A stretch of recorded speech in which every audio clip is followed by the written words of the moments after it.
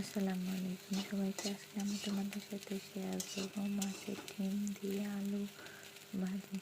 প্রথমে মাছের ডিমটাকে ধুয়ে পরিষ্কার করে গরম পানিতে ভিজিয়ে রেখেছিলাম। এরপর পেঁয়াজ, রসুন, কাঁচামরিচ দিয়ে ডিমটিকে ভালোভাবে ভেজে নিয়েছি।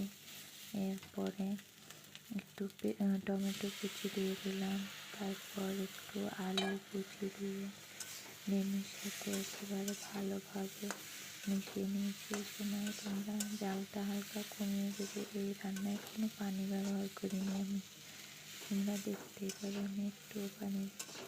এরপর ভালোভাবে মিশিয়ে ঢাকনা দিয়ে রেখে দেবো কিছুক্ষণের জন্য।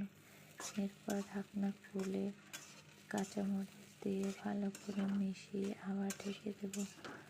আবার ঢাকনা দেওয়ার পরে ঢাকনা খুলে একটু ধনিয়া পাতা দিয়ে ভালোভাবে মিশিয়ে নিই। দেখো কতটা মোলায়েম হয়েছে এবং দেখতে কতটা লোভনীয় হয়েছে। এরপর আমি একটা বাটিতে পরিবেশন করে নেব। এই দেখো আমার মাছের ডিম ভাজি রেডি।